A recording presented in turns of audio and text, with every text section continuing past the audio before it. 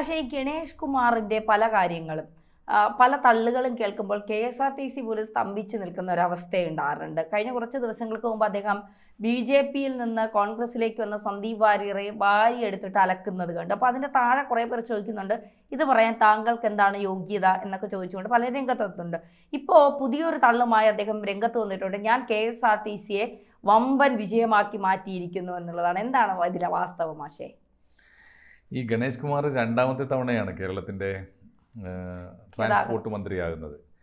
ആദ്യത്തെ വരവിൽ അദ്ദേഹം ഒരു പ്രതീക്ഷ ഉണർത്തിയിരുന്നു. അത് സത്യമാണ്. കേരളത്തിലെ ട്രാൻസ്പോർട്ട് വകുപ്പ് ഭരിച്ച് മുടിച്ച മന്ത്രിമാരിൽ നിന്ന് അല്പം വ്യത്യസ്തമായി അതിനെ കാര്യക്ഷമമാക്കാനും അഴിമതിരഹിതമാക്കാനും ഒക്കെയുള്ള ശ്രമങ്ങൾ അദ്ദേഹം നടത്തിയിരുന്നു.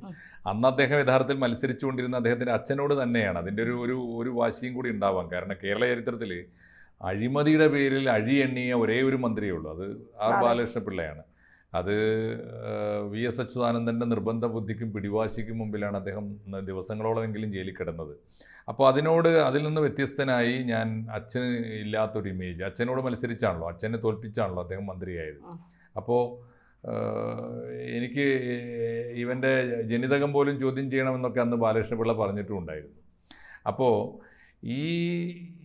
ആ ഒരു ഇമേജ് പക്ഷേ ആദ്യം ആ കാലത്തുണ്ടാക്കിയ പ്രതീക്ഷ പക്ഷേ ഈ രണ്ടാം ടേമിൽ അദ്ദേഹം മന്ത്രിയായി വന്നപ്പോൾ അദ്ദേഹത്തെ മന്ത്രിയാക്കാൻ തന്നെ ഈ ഗവൺമെൻറ് മടിച്ചിരുന്നു കേട്ടോ. അറിയാമല്ലോ, അവസാനത്തെ ടേമിൽ പിണറായി വിജയൻ്റെ രണ്ടാമത്തെ ടേം മന്ത്രിസഭയിലെ ആദ്യത്തെ 2.5 കൊല്ലം കഴിഞ്ഞാണ് അദ്ദേഹത്തെ മന്ത്രിയാക്കുന്നത്. കാരണം പറഞ്ഞത് ഒരു MLA മാരുള്ളവർക്കൊക്കെ ഞങ്ങൾ 2.5 കൊല്ലം വീതമേ കൊടുക്കൂ, അങ്ങനെ പറഞ്ഞിട്ടാണ് നീട്ടി വെച്ച് ആണ് അദ്ദേഹത്തെ കൊണ്ടുവന്നത്. മാത്രമല്ല ആ സമയത്തൊക്കെ, ആ മന്ത്രി അല്ലാത്ത സമയത്തൊക്കെ അദ്ദേഹം പിണറായിക്കും കൂട്ടർക്കും ഇടതുപക്ഷ ഗവൺമെൻറ്റിനും വലിയ തലവേദനയും കൊടുത്തിട്ടുണ്ട്. എന്തായാലും അദ്ദേഹം മന്ത്രിയായി കഴിഞ്ഞപ്പോൾ തള്ളുകളല്ലാതെ ഒന്നും ബാക്കിയില്ല. അദ്ദേഹം പറഞ്ഞുകൊണ്ടിരുന്ന കാര്യങ്ങൾ മുഴുവനും അദ്ദേഹം വലിയ പരിഷ്കാരം എന്ന നിലയിൽ കേരളത്തിലെ ഗതാഗത വകുപ്പിൽ കൊണ്ടുവന്ന മുഴുവൻ പരിഷ്കാരങ്ങളും നടപ്പാക്കുന്നതിന് മുമ്പേ പിൻവലിക്കേണ്ടി വന്നു. അതാണ് അദ്ദേഹത്തിൻ്റെ ഒന്നാമത്തെ പരാജയം. ഏറ്റവും പ്രധാനപ്പെട്ടത് അദ്ദേഹം കേരളത്തിലെ ഏറ്റവും പ്രധാനപ്പെട്ട ഈ ഡ്രൈവിംഗ് ലൈസൻസിൻ്റെ ടെസ്റ്റ് ഉണ്ടല്ലോ, അത് കേരളത്തിൽ ഭരിക്കുന്നത് യഥാർത്ഥത്തിൽ 2 കൂട്ടർ ചേർന്നൊരു മാഫിയാണ്. ഒന്ന് RTA വകുപ്പ്, RTO ഓഫീസുകളും പ്ലസ് നമ്മുടെ ഡ്രൈവിംഗ് സ്കൂളുകളും ചേർന്നൊരു മാഫിയാണ്. അവരെ ആർക്കും കറക്റ്റ് ചെയ്യാനാവില്ല. അതുകൊണ്ട് അദ്ദേഹം കൊണ്ടുവന്ന ഭരണപരിഷ്കാരങ്ങളൊക്കെ തന്നെ, ഇപ്പോൾ ഉദാഹരണത്തിന് RTO ഓഫീസുകൾ ഉപയോഗിക്കുന്ന വാഹനങ്ങൾ 15 കൊല്ലം കഴിഞ്ഞതാവാൻ പാടില്ല. RTO ഓഫീസുകൾ ഡ്രൈവിംഗ് സ്കൂളുകൾ ഉപയോഗിക്കുന്ന വാഹനങ്ങൾക്കൊക്കെ 15 കഴിഞ്ഞത് അതിലപ്പുറവും കഴിഞ്ഞതാണ്. കാരണം ആ വാഹനം ആകെ ഉപയോഗിക്കുന്നത് ഡ്രൈവിംഗ് ടെസ്റ്റുകൾക്കും പരിശീലിപ്പിക്കാനുമാണ്. അതുകൊണ്ട് റൂട്ടിൽ ഓടുന്ന വണ്ടികളൊന്നും അല്ലാതെ. അപ്പോൾ അത് നടപ്പാക്കാൻ കഴിഞ്ഞില്ല. എല്ലാത്തിലും അദ്ദേഹത്തിന് വെള്ളം ചേർക്കേണ്ടി വന്നു. ഡ്രൈവിംഗ് ഒരു ദിവസം നടത്താവുന്ന ഡ്രൈവിംഗ് ടെസ്റ്റുകൾക്ക് ലിമിറ്റ് വെച്ചു, അതും പിൻവലിക്കേണ്ടി വന്നു. എന്ന് പറഞ്ഞാൽ RTO ഓഫീസുകൾ മുഴുവനും അഴിമതി മുക്തമാക്കും എന്ന് പറഞ്ഞു. അങ്ങനെയാണെങ്കിൽ ഇപ്പോൾ RTO ഓഫീസുകളിൽ എവിടെയും അഴിമതി നടക്കാതിരിക്കണ്ടേ? അതിന് ശേഷവും നടന്നുകൊണ്ടിരിക്കുന്ന റെയ്ഡുകളിൽ ഇപ്പോഴും ഏറ്റവും കൂടുതൽ അഴിമതി പണം പിടിച്ചുകൊണ്ടിരിക്കുന്നത് നമ്മുടെ RTO ഓഫീസുകളിലാണ്.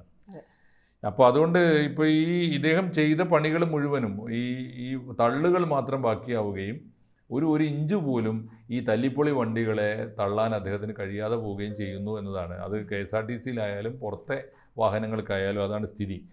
ഏറ്റവും ഒടുവിൽ ഇന്നിപ്പോൾ നമ്മളിത് ചർച്ച ചെയ്യാൻ ഈ ഗണേഷ് കുമാറിൻ്റെ തള്ള് എന്ന് തന്നെ പറയേണ്ടി വന്ന ഒരു വാർത്ത ഇന്ന് പുറത്തു വന്നിട്ടുണ്ട്. അതെന്താണെന്ന് വെച്ചാൽ, കേരളത്തിലെ ഈ വാഹന നിയമങ്ങൾ ലംഘിക്കുന്ന വാഹനങ്ങൾക്ക് ഫൈൻ കൊടുക്കുന്നുണ്ടല്ലോ, അത് കാര്യക്ഷമമാക്കാൻ വേണ്ടി ഇദ്ദേഹം തന്നെ മുൻകൈ എടുത്ത് കൊണ്ടുവന്ന ഏറ്റവും വലിയ പരിഷ്കാരമായിരുന്നു AI ക്യാമറകൾ.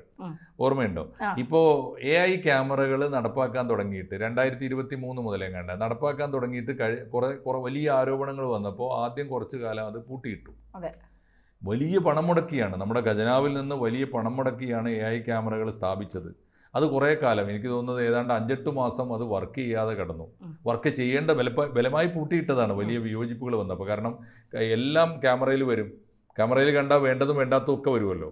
ക്യാമറയിൽ വന്നപ്പോൾ അത് വലിയ ആക്ഷേപങ്ങളുണ്ടായി. പലർക്കും ഈ ക്യാമറ പടം നേരെ വീട്ടിലേക്ക് ചെല്ലാൻ തുടങ്ങുമ്പോൾ വീട്ടിൽ നിന്ന് രാവിലെ ഒറ്റയ്ക്ക് പുറപ്പെട്ട ഭർത്താവ് പിന്നെ കുറച്ച് കഴിയുമ്പോൾ ക്യാമറയിൽ ഫോട്ടോ വരുമ്പോൾ കൂടെ ആളുകളുണ്ടാവും. അത് വീട്ടിലെത്താൻ തുടങ്ങി, അത് അന്വേഷിക്കാൻ തുടങ്ങി. അത്തരത്തിലുള്ള ഒരുപാട് ഇഷ്യൂസ് വന്നു. തീർച്ചയായിട്ടും അദ്ദേഹം അത് പിന്നീട് പിൻവലിച്ചു. പക്ഷെ തൽക്കാലം വീണ്ടും അത് സ്ഥാപിച്ചിട്ടുണ്ട്. ഇപ്പോൾ വന്നിരിക്കുന്ന വിവരം എന്താണെന്ന് വെച്ചാൽ, ഇങ്ങനെ AI ക്യാമറകൾ പോലും സ്ഥാപിച്ചിട്ടും നമ്മൾ കണ്ടെത്തിയ നികുതി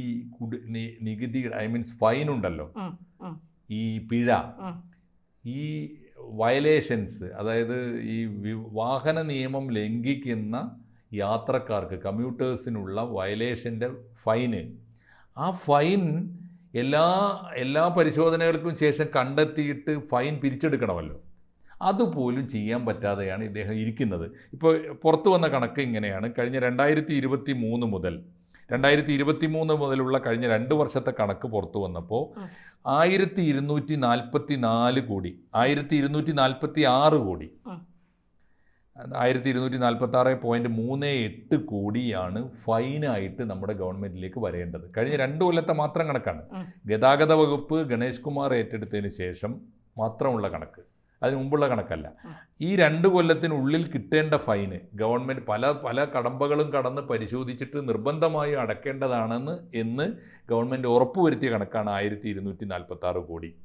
ഈ ഗണേഷ് കുമാറിൻ്റെ തള്ളൽ വെച്ച് ഈ കേരള ചരിത്രത്തിലെ ഏറ്റവും കാര്യക്ഷമമായ ഡിപ്പാർട്ട്മെൻറ്റാക്കി ഞാൻ എൻ്റെ ഗതാഗത വകുപ്പിനെ മാറ്റിയിരിക്കുന്നു എന്നൊക്കെ ഗണേഷ് കുമാർ പറയുമ്പോൾ, അദ്ദേഹം ഈ കാലയളവിൽ 2 കൊല്ലത്തിനുള്ളിൽ പിരിച്ചെടുക്കേണ്ട 1246 കോടിയിൽ ആകെ പിരിച്ചെടുത്തത് 435 കോടിയാണ്. എന്ന് പറഞ്ഞാൽ അതിൻ്റെ ഇരട്ടിയോളം 810 കോടി ഇനിയും പിരിച്ചെടുക്കാനാണ്. ആലോചിച്ച് നോക്കൂ. എന്ന് പറഞ്ഞാൽ അദ്ദേഹം ആകെ പിരിച്ചെടുക്കേണ്ട പിഴയുടെ 37% മാത്രമാണ് പിരിച്ചെടുത്തത്. ബാക്കി പിരിച്ചെടുക്കാൻ കഴിഞ്ഞിട്ടില്ല. അപ്പോഴും KSRTC ഉൾപ്പെടെയുള്ള വകുപ്പുകൾ കടത്തിലാണ്, നഷ്ടത്തിലാണ്. വലിയ തോതിൽ നമുക്ക് നഷ്ടത്തെക്കുറിച്ചും കടത്തിനെക്കുറിച്ചും പറയുന്നുണ്ട്. ശമ്പളം കൊടുക്കാൻ KSRTCക്ക് സർക്കാർ പണം അങ്ങോട്ട് കൊടുക്കുകയാണ്. ആലോചിച്ച് നോക്കണം. കേരള ഗവൺമെൻറ് അങ്ങോട്ട് കൊടുക്കുകയാണ്. അപ്പോഴും പറയുന്നത് ഞാനാണ് കേരളത്തിലെ ഏറ്റവും മികച്ച മന്ത്രി എന്ന് അദ്ദേഹം പറഞ്ഞുകൊണ്ടിരിക്കുന്നുണ്ട്. കൂട്ടത്തിൽ ഒരു കണക്കുകൂടി പുറത്തു വന്നിട്ടുണ്ട്. കേരള ഗവൺമെൻറ്റിൻ്റെ സാമ്പത്തിക പ്രതിസന്ധിക്ക് വലിയ പരിഹാരമാകുന്ന ഉണ്ടാക്കാവുന്ന ഒരു വകുപ്പാണ് ഈ പിഴ, ട്രാൻസ്പോർട്ട് വകുപ്പിലെ പിഴ. 2015 മുതൽ എന്ന് പറഞ്ഞാൽ മുഖ്യമന്ത്രി പിണറായി വിജയൻ അധികാരത്തിൽ വന്നതു മുതൽ ഇതുവരെയുള്ള കുടിശ്ശിക ഏതാണ്ട് 3.64 കോടിയാണ്. എന്ന് വെച്ചാൽ 4 കോടിയോളം രൂപ ഈ ഫൈനായിട്ട് മാത്രം കിട്ടാനുണ്ട്, പിഴയായിട്ട് മാത്രം കിട്ടാനുണ്ട്, പിരിച്ചെടുക്കാതെ കിടക്കുകയാണ്. അതിലിപ്പോൾ അവസാന കാലത്ത് ഏറ്റവും വലിയ പങ്ക് വഹിക്കേണ്ട ഒരാളാണ് നമ്മുടെ ട്രാൻസ്പോർട്ട് മന്ത്രി. അദ്ദേഹം അത് ചെയ്തിട്ടില്ല എന്ന് മാത്രമല്ല, ഇന്ന് വന്ന വാർത്തയിൽ രസകരമായൊരു കാര്യം കൂടി പറയുന്നുണ്ട്. ഈ